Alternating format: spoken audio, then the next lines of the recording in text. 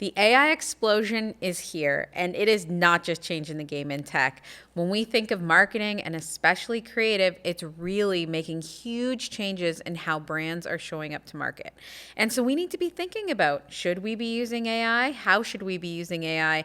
And what should we be applying when it comes to our creative approaches that's really going to help us solve some of the challenges today?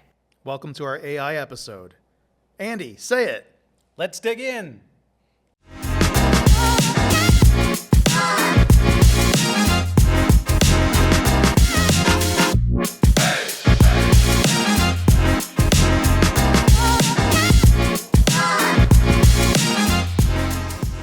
Welcome to Constructive Insights. Today we are here to dig into a really interesting topic. So recently, talking to different marketing teams in this space, I keep hearing the same things. Everyone's budgets are getting tighter, timelines are shrinking, and really there's a demand to create even more content and with less resources.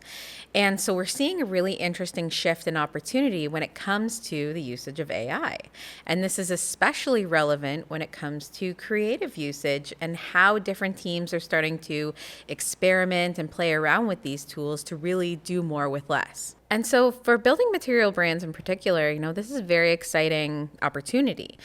It allows not only the opportunity for creative testing and kind of expanding what's possible, but also greater personalization and being able to get those content pieces that are so important to our audiences. For example, around those proof points, those how-tos, digging into the nuts and bolts of how products are made and what they deliver, and being able to create that content faster, more efficiently, and with a lot less resources than needed in the past. Now, the reality is a lot of us are still in experimentation mode, right? We're all still trying to figure out how to use AI responsibly and creatively and do it in a way that is authentic to our own brands. And that's kind of what we're here to unpack. How do we dig into AI? How do we use it effectively while not losing that human touch that's so important to the brands that we've spent so much time creating in this space that we want to truly connect with our audiences? And so to help me unpack this and to really talk about what are the opportunities that we have here and, what are the areas when it comes to AI and creative where we should be starting and kind of exploring more as brands, I have invited two of my very close friends and colleagues, Mike and Andy, leaders at the agency when it comes to working with clients and helping to better tell their story in creative ways and turn those brand stories into business results. And so thank you for joining me today, guys. Thanks for having us, Jen. Always happy to be here. We considered using the AI avatar version of Mike, but his real hair is actually much better. So it's nice to be back. Amazing. So 3 humans ready to dig into this topic. So, okay, let's start off with a question. When it comes to AI and creative, looking at the landscape, what are we seeing right now? I think it's more what aren't we seeing, because we're seeing everything. The advancement in this tech is just so rapid. There's new tools in tech every single week, and we're able to adopt it into our workflows just as fast. ChatGPT was definitely our gateway into the world of AI. I think we all dabbled in it over the past year, but we now have the ability to turn text into literally anything. So tools like Midjourney, being able to create photorealistic images within literal seconds, and being able to take that stress of parsing out budgets for photo shoots and the time required, the location scouting, everything that goes into a traditional photo shoot, being able to create our assets within seconds.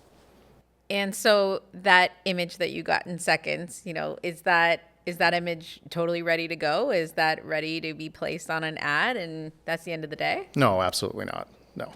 No, like it'll take you a few iterations to get through the thing and get it to where it should be. But what I love about it is you can take an idea, and I've always had this thing where I've been looking for stock images to try and match what I've got in my head. But now I can just tell it what I want, and then it'll make me an image. And then it kind of helps with ideation. It helps you figure things out that way. Even before shoots, you can do that and just kind of plan for things based on the idea that you had in your head. So it's a really useful tool for even just generating ideas. Yeah, it really quickens the process because in past, like Andy and I would sit and you'd brainstorm and then you'd go your separate ways. Whereas now we can just sit in tandem and we're thinking something through. And I'm a visual thinker, even though I'm a writer by trade, but it enables us to really just start quickly, start faster than we ever have before. So then we can know if we're in a good spot and then move on, or know if we have to do something else. Yeah, and I'll try and explain what's in my head visually, and I can't, so because I'm not a words person. But then I can just make something in these platforms, and then I can at least show it to him, and he can understand what I'm talking about. Plus, I don't want to see what's in his head. I'd rather AI do it. Yeah, that's a good point. Yeah, you don't right. want it. You don't want to see that. The beauty of AI, bringing people together. Love it. Yeah. Yeah, and all that goes one step further into video creation. So you put in a text prompt, you tell it what you're looking for, you give it the idea, and it comes back with a cinematic video so quickly, way quicker than you could ever have made this in the past. And brands like Coke and the NFL, they're using this already to make prime TV spots. And your social feeds are probably full of creators just messing around with this stuff. You've probably seen like babies doing podcasts and telling jokes and stuff, and you've probably seen Yetis out walking in the woods telling you about the latest product and stuff. This is just creators trying to figure it out, just playing around with stuff, putting it out there quickly, just kind of trying out the tools just to kind of see what happens. And they're iterating as they go as well, and we're just getting an insight into it. Okay, but I'm going to take us back for a quick sec because you talked about prompting. And I don't think people realize how important prompting is. It's not just asking for a very simple thing that you think will get a very simple output. Like, there's a lot that goes into effective prompting. Yeah, and a lot of iteration as well. Like, you have to go through the process of figuring out how to get the result that you're looking for. So it's as you say, it's not just a simple thing. You can't just say, like, I want to create this world and make these things. Like, it's going to take you a bit of time and a bit of messing around. That's why you got to get in there and just give it a try. Yeah, I maybe simplified it by saying that we can generate images in seconds and video as well. Like, do you receive that asset? Yes, you do receive it within seconds, but it's a lot of tinkering. It's a lot of trial and error. It's no different than someone writing a headline. Does it take literal seconds to write 7 words? Yes, but it takes hours and hours to craft a perfect statement. It's similar when it comes to image generation and video, just being able to perfect that craft, and a lot of trial and error. Absolutely. And so it's interesting because that reminds me of last year when I was actually at the International Builders Show and I was kind of leading a session on AI, and we were talking about creative and kind of getting people to think about prompts. And it was so interesting in how people don't usually go to these elements that they should be thinking about in image. So, for example, what is the atmosphere? What is the filtering? What is in the foreground, the background? Even, how are people holding a paintbrush? How big is that paintbrush? What are they actually painting? All of these very specific elements that are so important to the quality of that output. Yeah, the hallucinations where it's just trying to create anything. So the real skill is being able to give it the constraint it needs. So you're able to make that sandbox so it's specific size. So it's not just going to go and generate anything. It's going to generate specifically what you need, but it just takes some time to be able to figure out what you need.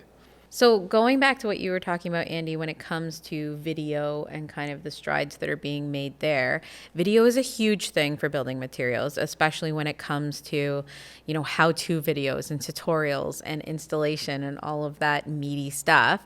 What are we seeing there? I mean, video, incredibly important, but a big part of video is audio. So being able to generate audio through these text prompts is definitely something we're exploring.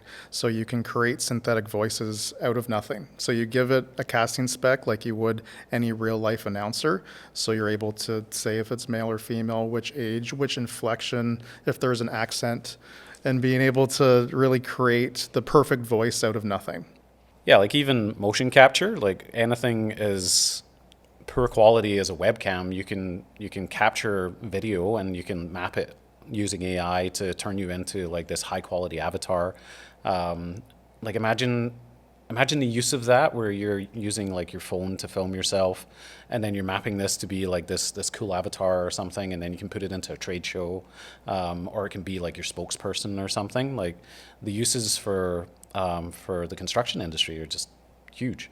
Absolutely. I mean, and the power of personalization there too, right? Being able to, whether you're a sales guy, whether you're really in so many different roles, being able to connect that to the conversations that you want to have and personalize that content, that's huge. Yeah, like it makes me think of the Star Wars thing, when like a hologram pops up and they're talking to the person in their palm of their hand.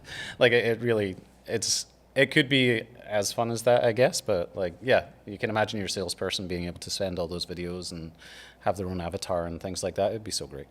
And you think of things from an ABM point of view, right, where you're wanting a sales team to reach out to a specific audience. Instead of just saying, hello, audience, you're able to say their name by name and maybe make that personal connection just through the video. And all these apps that we're talking about enable us to do that. So clearly, there is a world of opportunity and tech and tools available to us. And to your point, Mike, changing every day, right? And keeping up with that is important. But I think what's important for our listeners too is to understand the practical reality of it, right? So we know that all of this is available to us, but how can people start digging in, and what are some of the practical applications in this space? There's so many. We've talked a lot already today in the image and video generation world, like you're creating something out of nothing, and you are. But there's also a lot of practical ways that you can breathe new life into your existing library. So you mentioned off the top that budgets are tighter than ever. It can be very difficult to coordinate shoots these days just because of the speed at which we're all living and operating. So being able to take your existing library that's perhaps sat in a folder for a long time and breathe new life into it by changing the backgrounds, adding weather, updating the colors.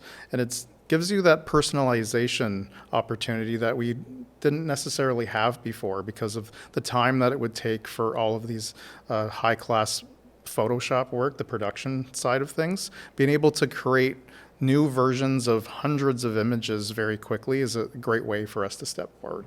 I love that. And, you said changing backgrounds, and like, think about being able to take your entire library. And we just talked about personalization, and being able to think about that regionally, taking that background, turning it into east, west, wherever you're trying to connect, because whether it's a homeowner, whether it's a builder, they want to be able to see that product in their space. They want to be able to know that it's going to work in their region, and to be able to show that through imagery and give all that life to things that are just sitting there, all of those assets that you have waiting to be used. I think that's huge. And it's also enables you to speak to the audience in a way that's not just through copy. Like in the past, we would use headlines that call out the architect, the contractor, the end user, but being able to have the visuals reflect that as well as the copy just makes the user feel like they're being seen, they're being heard, and they're being shown exactly what they need to be seen. Yeah, I remember the times like I would have a shot from the southern states and there'd be palm trees there, and then I would try and use that like up north, and it's like, that doesn't really make sense. Like it even goes further into animating them. Like you can take a still, you can animate it, you can give like this parallax effect in the background, you can make things kind of move. So if your library is all static, you don't even have any video, you can animate stuff, you can make it feel like interesting. So when you're scrolling through your social feeds, we all know video is king. You're going to stop to watch what's happening. If you have weather animated in the background and stuff like that, you can do all these things with AI. It's a small touch that really elevates your brand. To go from just a static image with a clickable button to something that just feels like it's the start of an experience. It brings the user in, allows the eye to be attracted to your ad, but also encourages that engagement.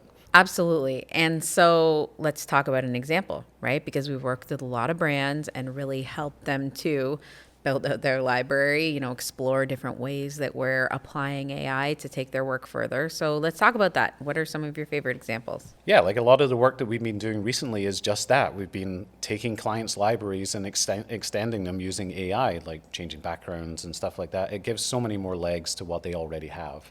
And something that we did recently was we had a shoot right here in the studio. We had a bunch of contractors. We were just shooting them on a white background. But then we're going to use AI to generate them into different job sites, different weather. And it just gives so many more legs to one photo shoot. You think about in the past, you used to go out on a shoot and it would be like, oh, it's raining, and it just completely knackers the shoot day. it's just impossible to sometimes plan for that weather. If we do it in a studio and we rely on AI to make things, it's perfect. Like it just doesn't hold you up in the process. It really adds a lot of variety to a nationwide campaign. So campaigns like this, you'd resort to stock in the past, or you'd require a studio, but it's just a one-off shot, right? Where we're able to create that regionality, which is really important. So you're able to connect with the audience more intimately, which was really good. Which is huge, absolutely. And, pain points that all of our clients experience. But now I want to talk about the flip side. So we've talked about all the benefits of AI and all of the opportunities that it can bring us and everything available when it comes to different tools and everything at our disposal. But I want to dig into, what are the watchouts? What are things that we should be concerned about? We talk about the importance of that human element still being involved. And so as we lean more into AI, are we risking that authenticity and true, unique creativity? Yeah, there's the issue of creative fatigue, right? Like where just because you can make 20,000 versions of the same image doesn't mean that you necessarily should. Like everything that you're doing has to still be based in that strategy and human insight that you've created for your brand. Because if it's not tying into what your customers want to see and what they care about, they're still going to skip past it, no matter how creative or interesting the image is and how many things are dancing in the background. So yeah, you have to really kind of still go back to your marketing principles when you're making these images and videos. Yeah, Jen Kelly, we talk about being AI powered and human led. That these tools that we're afforded is allowing us to work incredibly fast and get into market sooner than we ever could before, but it's still in making sure that we have our hands on the wheel and that we're still the ones collectively with client being able to ensure that we're staying close to our brand and keeping that level of taste always consistent. So when you are encouraged to jump into an upcoming trend, maybe it's not right for your brand, maybe it's right for somebody else. So being able to pick your spots to ensure you're using the tools that are reflecting your brand properly. And so let's dig in a little bit to what you said about trends, because that is definitely something that we see constantly with AI, right? People find one thing that they love and it is all over your feed. Yeah, I mean, I think we all spent a lot of times turning ourselves into dogs and turning our dogs into people when the image generation tools came out. I think every brand created an AI action figure versions of themselves. We did as well. But the key thing is to be timely, jump into the trend because it gets you seen in the feed. It lets you show that you're part of the conversation and that you're on top of the moment, but be selective and also be timely. You don't want to be creating an action figure now because that was something 7 months ago. So then it has the negative connotation. So it's like anything with social media specifically. If you're not relevant in the moment, pump the brakes and wait for your spot.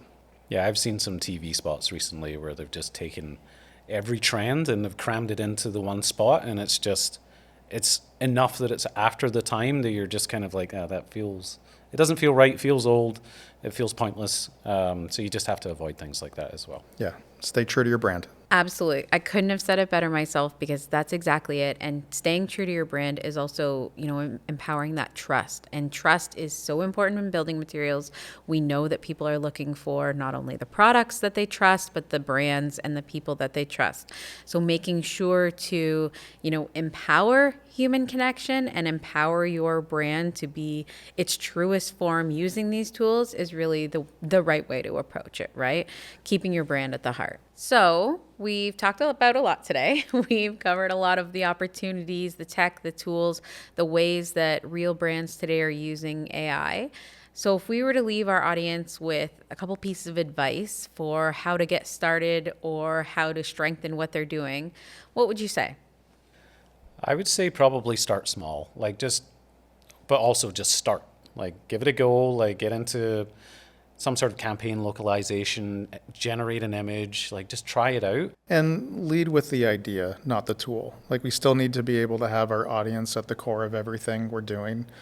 have our creative be driven by human insights, because we can create the glossiest of all images, but if it's not relevant to our audience, they won't see it, or they might see it and they won't care about it. So just like I said earlier, of making sure that we all collectively have our hands on the wheel to ensure that we're using these tools in the best way. We're getting to market faster. We're exploring new opportunities sooner than we have before, but we're still making sure that that level of craft and care is there. I love that. And so, to kind of summarize what I'm hearing, AI is not replacing creativity, it's really igniting it and really opening up the door for possibility to help with a lot of these real challenges that marketing teams are facing when it comes to deadlines, resources, all of that, and really helping to move us further faster. Yeah, we've talked a lot of tech today, probably more than other episodes you've had. And while these advancements are exciting, it can feel kind of uncertain at times because we don't know what's coming next. But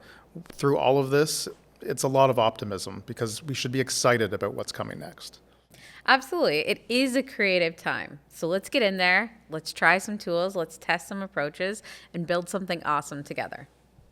Thanks everyone for listening.